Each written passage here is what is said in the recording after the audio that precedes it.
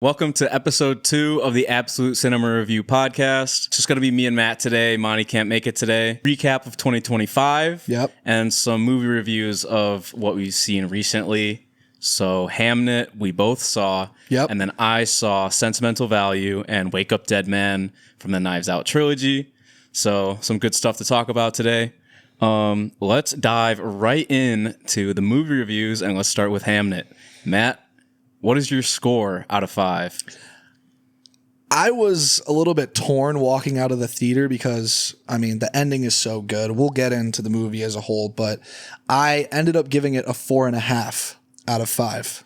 I also gave it a 4.5 out of 5. Yep. Yeah. I just think, I don't know what it was. I couldn't give it that half star to give it a 5. Maybe it was because of like the personal resonance, but I think this movie has everything that categorizes a 5 out of 5 movie for the most part. I had it at a 5, that it was, I had it really highly rated at first, but I don't know. I just felt like it was too depressing and sad. That's a gripe with me with some movies. An example is There Will Be Blood. I know you got mad at me for saying that nothing good happens in this movie, and that's why I don't like it as much as maybe I could. So I think Hamnet kind of falls in that category. Obviously, it's for a reason, and the end is fucking incredible. One of my favorite endings to a movie ever. Mm-hmm. Me and my dad saw it on Thanksgiving, and we walked out of the theater just a mess. We were crying, it was an amazing movie, don't get me wrong. 4.5 is the upper echelon. So yeah, I had a similar experience where I went to a smaller theater for this one, and I was sat next to a row of 6 girls that were all friends, and I think midway through the movie is when they started crying, and they didn't stop crying until the movie ended. Yeah. Which is understandable in my opinion, but I beg to differ with you when you say that nothing good happens in this movie, because I just don't think that's true. The birth of Agnes's children. Is Agnes how you pronounce it, or is Angus, or no? It's definitely Agnes. Agnes, right? That's what I thought. Maybe, I don't know.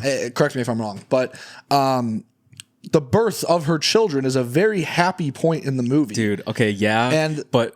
There's a scene in the movie, where she gives birth to one of her children and it's born dead.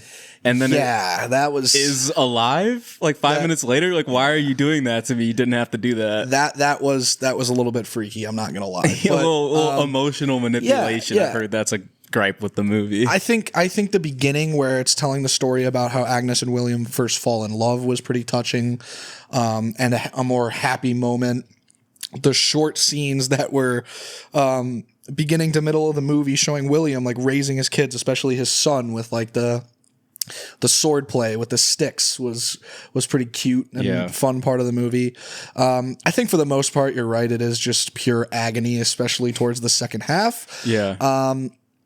But yeah, we've talked about much outside of the podcast that this leading actress role for the Oscars is a done deal because of this role in Hamnet. And the scene where Agnes realizes that her son has passed away and she's immediately grieving him, where she screams, but then you can kind of tell the shock sets in, and it's not immediate grief because it's almost impossible to comprehend what's just happened. Yeah. That portrayal, I think, couldn't have been any more realistic. Yeah. And she was fucking, oh my God. It was what a performance. Tough man. watch in the theater. I'll say that, but so well done. I love how, the Hamlet play is kind of, he's cementing his son's life in eternity. Yeah. Because that play will be played over and over again and he won't be forgotten. I love that. Yeah. It's a tragedy, but also a tribute at the same time. Exactly. So it is touching in a sense. And shout out the guy that played Hamnet in Hamlet in the movie. I thought he was great.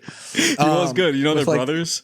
What? Seriously? The little kid that died and the teenager who played him, they're brothers in real life. Are they really? Yeah. That's a tidbit that I actually had no idea. I thought the blonde hair of that he had in the play was like funny, but also realistic, like for the times of how they would change hair color. Exactly, and like do costumes, and even like the ghost that William was wearing with like the paint that wasn't all like completely covering his body, like how they would realistically pull those costumes off at the time, I think was like really well done, and also a more subtle touch amidst like what we're actually watching and the storytelling. Like, I think Shakespeare is overall really confusing, and a lot of the dialogue in the play itself was kind of hard to follow. Oh yeah, I was lost. Yeah. I was lost. But then like once I started picking up on what they were trying to say, like more or less than like what they were like literally saying, like the words, because like I don't speak that shit. But like what they meant by it, that's when it just broke me. I was like, oh god.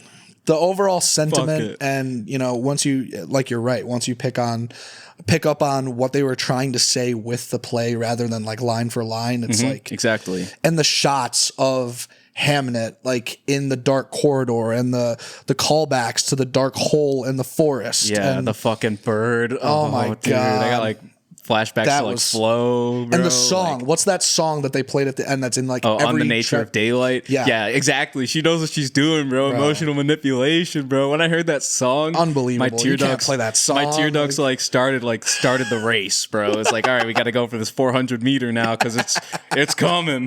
Yeah. Oh man. Overall, I mean, just really well done. And let me not forget about Paul Mescal. What a performance as well. He was great. Unfortunately, outshined by what's her name? I don't know what her name is. I heard it recently. This is bad ball knowledge, folks. I'm sorry. It is bad. It is bad. But she's fantastic. She's amazing. She really is fantastic. Shout out to her. We're sorry we're forgetting your name, but I mean, we'll hear it at the Oscars plenty of times, I'm sure. Oh, yes, we will. But overall, Hamnet, fantastic movie. I mean, probably one of the best that's come out this year, in the conversation for best movie of the year for sure. I don't think I would give it best over One Battle After Another quite, but I think we could definitely, it definitely deserves a conversation. Yeah, you know? I think One Battle After Another is going to stand the test of time better than Hamnet. Yeah, I think so. I mean, are we really considering like movies like Marty Supreme and No Other Choice as a part of the 2025 race? I mean, they're going to come out at the end of the year. Of course, yeah. Yeah. I mean, so we'll see. I mean, not No Other Choice. I mean, I haven't seen it, but I'm assuming it's going to be one of my favorite movies of the year. Marty Supreme is already like a lock for a nomination. Oh yeah.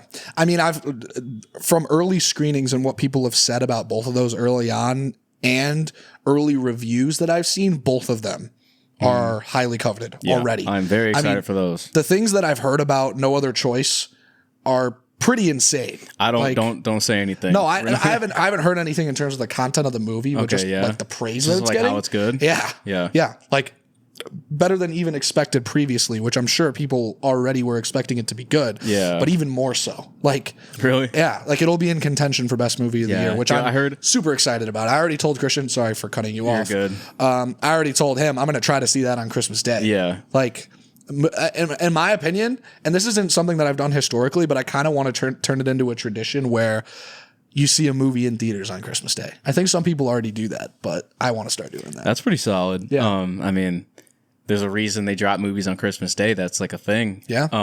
But yeah, I've heard Marty Supreme is fucking phenomenal. Yeah. And like, have you seen the videos of Timothée Chalamet being kind of like arrogant on the interviews? He's like, this performance is fucking amazing. Give me the Oscar, like basically. Yeah, he's continuing off of that last speech he had where people were like super upset that he was like, this is going to sound really weird, but like I want to be one of the greats. Like I think my performance is comparable. I didn't think so either, but apparently it was controversial. Yeah, so it seems like he's continuing with that like tone. This interview was like similar, but it was like kind of a double down on it, and it was like more like, give me the Oscar, and a lot of people are rubbed the wrong way by it. Like this one guy, I think Real Takes, like I love his content, but he made a video talking about how it's different from sports. Like, you know how you have Michael Jordan and he's like super arrogant. The competitiveness. Yeah, the competitiveness. I don't mind an actor that just knows he's fucking him and is just doing his fucking shit. I mean, I think it's cool. I think it's cool it's cool and it's refreshing because no one does it. And to your point of how you beg to differ, like with the comparison to sports, it's like sports and acting are things that are put on a pedestal. and they're in front of the whole world to view, just on different scales. You know, like the movies versus a sporting event are obviously different arenas, but they have similarities where, you know, it's a very limited cut and dry choice of people that get to do what Timothée Chalamet and Michael Jordan do, where they're doing something on such a high level, like sports and acting, where there's a large pool of people that do it either at an amateur level or try to get to a level where they're recognized on a global scale, but very little people actually make it to that point, and for good reason. So I think when it gets to the point where you're competing for an award, like in sports where you're competing for MVPs or championships, in this case, you're competing against other highly coveted people in the same space that you're in. It's very similar in a lot of ways. So I honestly don't mind it. And I think it's kind of cool that someone like Timothée Chalamet is so proud of his work that he's willing to step up and say, you know what? I did this shit. You know, like I know this is good. You know, and other people will ultimately agree with him. Yeah, which I mean, is like, the other cool thing about it. If it was garbage, that would be one thing. Yeah, but I think we can all agree that we'll see where this goes, because obviously, I do understand the arguments that these people are having about it. Like, yes, arrogance and confidence are different things. Agreed. And it can go the wrong way soon. We'll see. Maybe if he doesn't win this year and he becomes like a sore loser, that's when I'll be like, all right, Timmy, like, wrap it up. Like, it kind of depends how it plays out. Yeah. And he is still like really young. Like, if he doesn't get it, he should just keep his head down and keep doing what he's doing. I agree. Because I think there are other performances that could beat him out. I mean, Leonardo DiCaprio, he doesn't have the biggest role in one battle after another, but he's a vet. And it was a great performance for what he had on screen in that movie. I agree. And I think historically he's been snubbed. So I'm curious to see what awards One Battle After Another wins, because I know it's winning something. It's just a matter of what. Best director, I would chop my balls off and give it to Kalshi, because that's a winning best director. PTA has never won best director. That's kind of nuts. Yeah, I don't understand winning this year. Yeah. I think he definitely wins this year, you know, given that production performance. But one other thing before we move off of the topic that I wanted to say about like Timothée Chalamet's comments is that I don't think it's a given that you can just excuse what he said. You can excuse what he said about, you know, his performance and being confident that, you know, he gave a great performance. I think it's one thing if you're going into that interview and you're saying, oh, all these other movies are trash. Like my movie is clearly better. My performance is clearly better. I'm the best, yada, yada. Not those words exactly, but like with that tone. And I don't think he's doing that. I think he's really just like taking the time to recognize that he knows what he's done is worthy of like high praise. Inherently, you could take that as like, I think he low-key, I think low-key was like, he didn't say it verbatim, but he's like, low-key, just like, give me the Oscar. Like, low-key, he's like, I've been putting out quality work for like 7-8 years. Like, where's my award?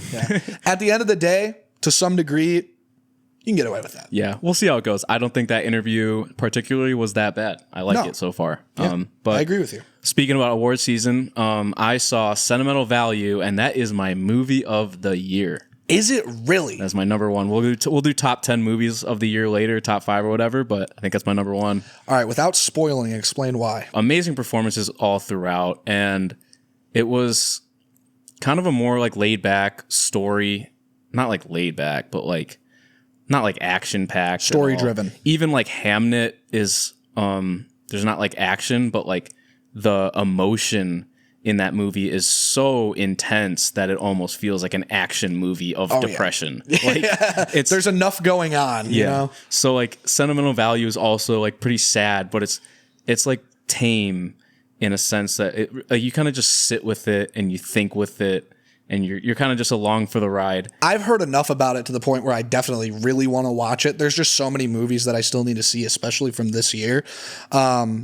But I can totally see what you're saying about like the tonality and how the movie is presented to you. Really, I think that's what it comes down to, because there can be all the action in the world in a movie, but if it's not delivered in the right way, in the right format, then it's not going to land as well. Yeah, dude. And I'm all for a movie that at face value is bland, but is so story driven to the point where it's engaging. Yeah. So I think Stellan Skarsgård gives such an incredible performance as the dad.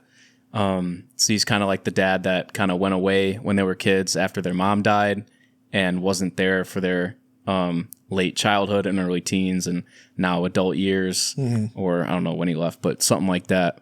And so basically the plot of the movie is that he wants to make a movie and he wants his daughter to star in the movie, and the movie ends up being more personally close to her life than what she thought.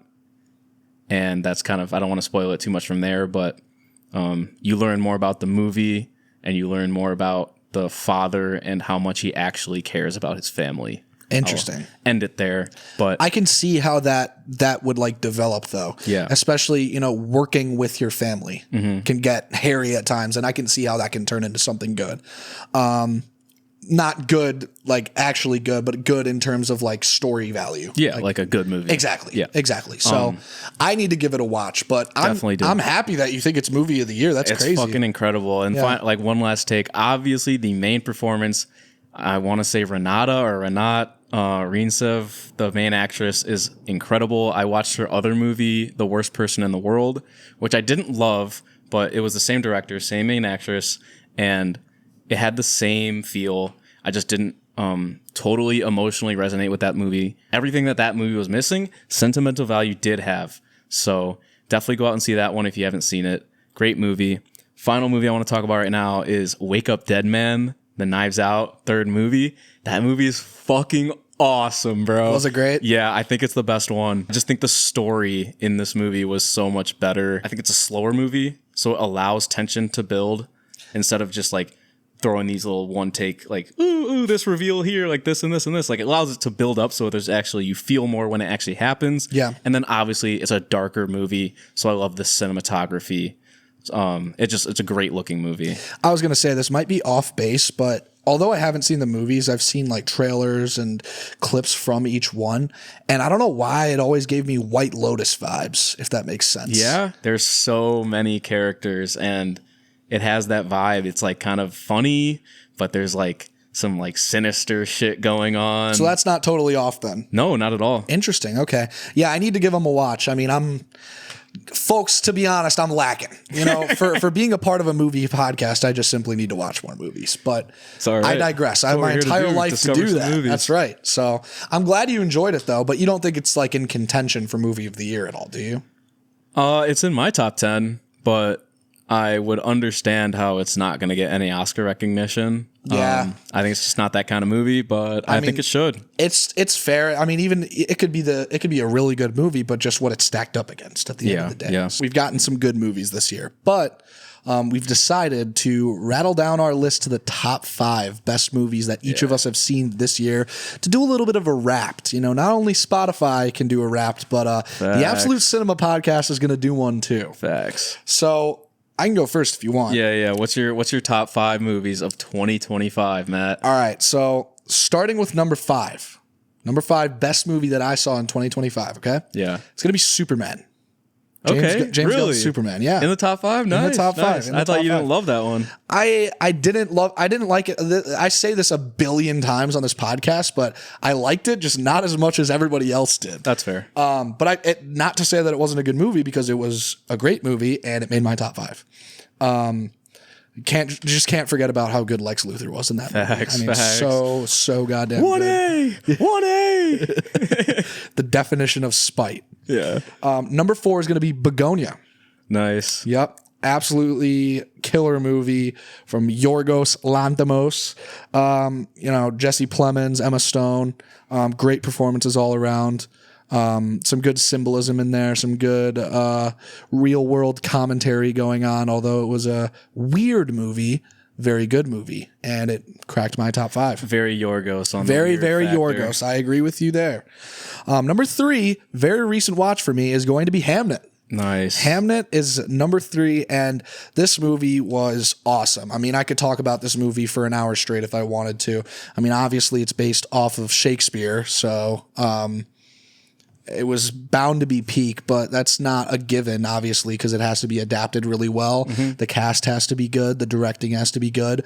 All of those boxes were checked for Hamnet. Number 2 might surprise some people, and this might come from a place of a little bit of personal bias, but I had to do it because at the end of the day, this is my personal top 5, and it's going to be Chainsaw Man: Raise a Arc. Nah, that's a banger. This movie was awesome. Yeah. After waiting so long to get more Chainsaw Man content, a lot of the times I think you end up getting let down by the adaptation that ends up coming from, especially from an anime movie.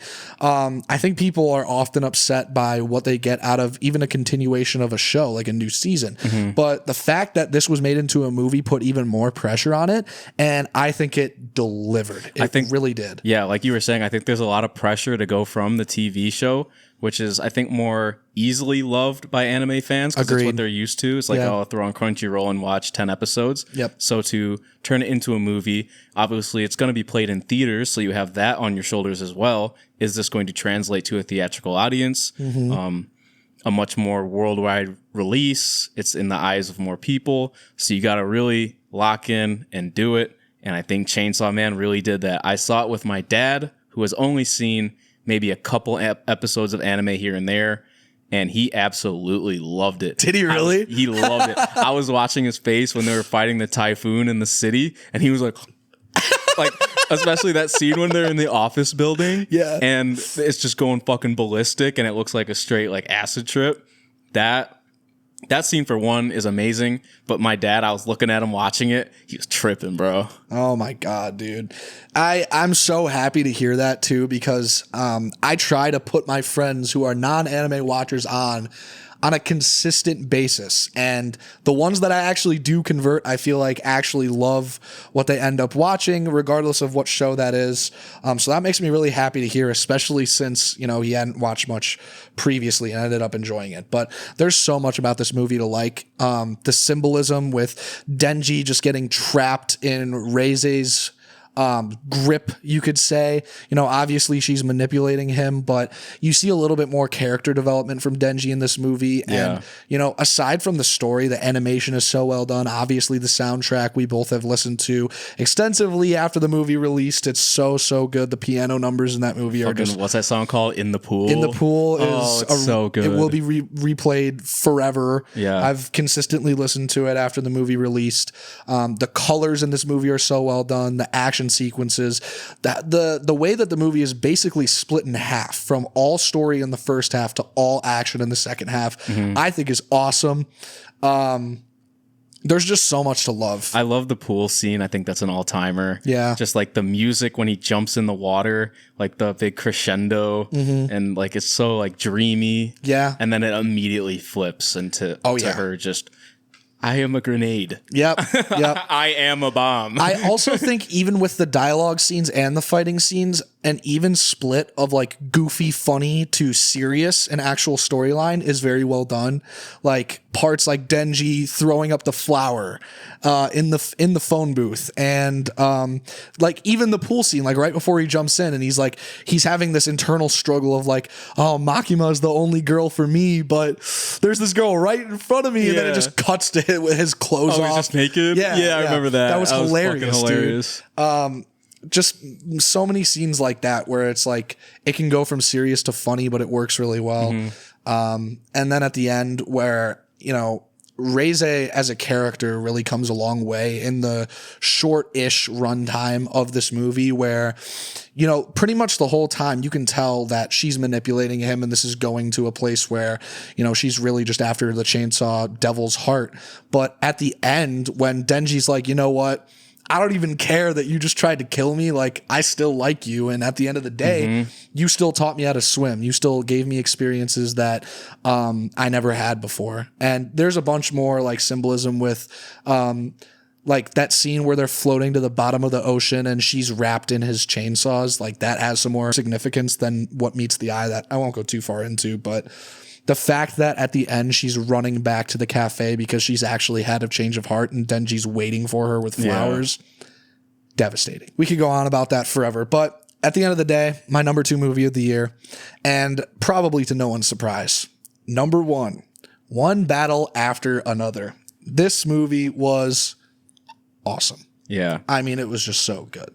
Kind of like not even so much to say about it that hasn't been said. Like it's I such agree. a fucking we've movie. talked about it at length on this podcast already, like maybe 5+ times, and it's because it's that good. I mean, from the performances to the directing to the action sequences, the like similar to what I was just talking about with Chainsaw Man, equal parts funny to serious and action. Like it really had everything to offer, and everything that it offered, it executed on so well. I agree. And I'm not gonna lie, like before I watched this movie, I wasn't like a Paul Thomas Anderson nerd or anything, but after I watched, I certainly am now, and I'm more compelled to go back and watch like some of his highly coveted movies. Gotta watch Magnolia, and you haven't seen Boogie Nights yet either, right? Nope. I Gotta see those. haven't seen a lot those. of his best movies, and I certainly will be now. Yeah. So. That was a pretty good top 5, I think. I appreciate it. You know, there were a lot of good movies that came out this year, but you know, I really tried to narrow it down to like my personal favorite list. So that's what I've got, and I'm sticking to it. But I am curious to hear about your top 5 movies of 2025. Yeah. So I have some similar movies as you and some different picks. For number 5, right off the bat, I have Chainsaw Man Raise Arc as well. I loved that movie. The animation was fucking incredible. Mappa was doing their thing. I love the switch in tone from the first half to the second half. Yeah, just an amazing movie. For my number 4 spot, I have Hamnet. I had it at 5-star at first, but I brought it down to a 4.5, but that doesn't shy away from just how good the movie is. Such an emotional journey. I walked out of that movie a fucking mess. I was crying. Yeah. Other people in the movie were crying as well. But yeah, I think Chloe Zhao did an amazing job with that movie. Obviously, the 2 main leads were fucking amazing. We'll see them at Oscars time. So, good picks. Yeah. Good picks so far. I'm on board with both of those. My 3rd pick is One Battle After Another. That was obviously one of the best movies of the year. So many great performances. So many genres of that movie in that movie.